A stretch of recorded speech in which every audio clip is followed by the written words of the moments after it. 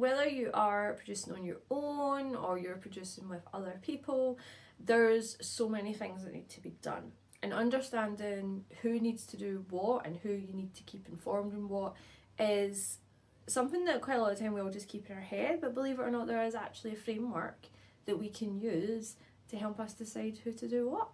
So I am Dinah Dare, and welcome to Dinah Dares to Plan, where I take the skills and knowledge that I have from 9 years in project management and apply them to the world of burlesque and cabaret, as I've also been a burlesque dancer for the past 6.5 years. Today we are talking about racy matrices.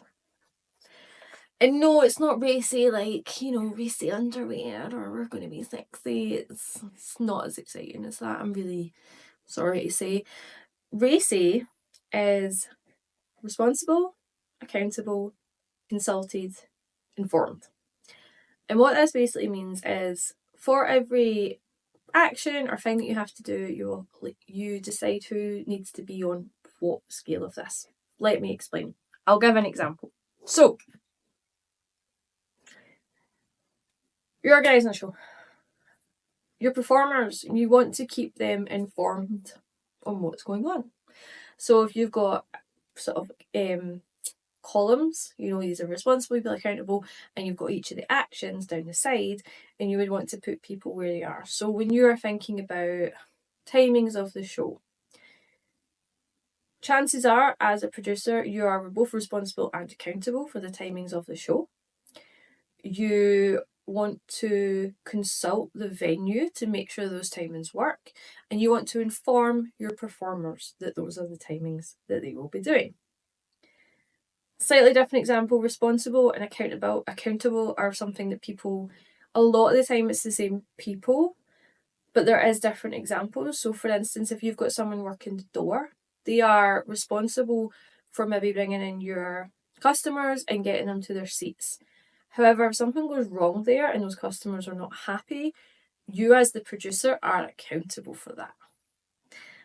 You're kind of where the buck stops. So that's kind of what accountable means.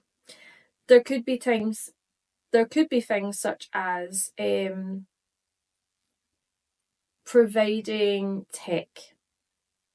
someone to do tech, sound engineer, light engineer. That could be accountable to the venue, but you're maybe responsible for chasing that up as a producer to make sure that someone will be there. So that's kind of an example of where that's maybe a little bit different. But essentially every action that you do, there will be different people that belong in these different sections, and sometimes it'll be blank. Like no one needs to be consulted about something. Your marketing, for instance, if it's just you doing the marketing, you don't really need to consult anyone about the marketing. You maybe want to consult your venue, to be fair, to make sure that they're comfortable. But it depends what the relationship with the venue is like. You're not necessarily going to get them to look over the media that you have created for it. You're just going to be like, hey, I've put your details on here. But this is just a really clear way of understanding who do you need to communicate with what. And once you've done one of these, you can also take this and turn it into a communications plan. So you can have groups of people that you're responsible for owning. So producer number 1 is responsible for all communication with performers. Producer number 2 is responsible for all the communication with the venue. Producer number 1 again is also responsible for communication with the photographers.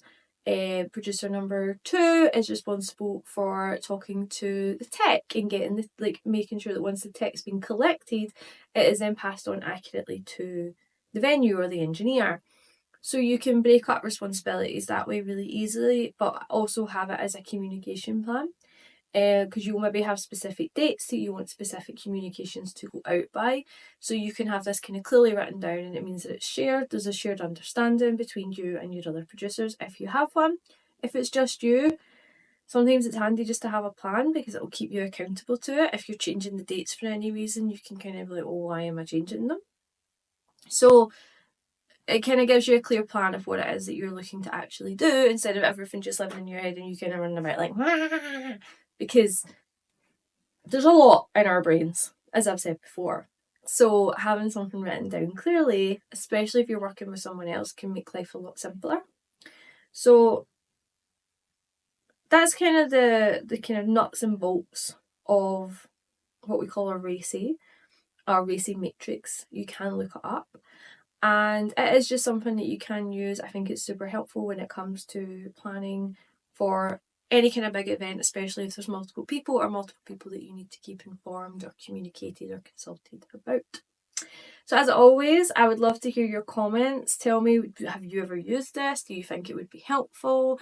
Can you see where there's maybe problems? Or do you have any questions about it? Please let me know. I always reply to all the comments. I love reading them. And I will see you next time, gang. Bye!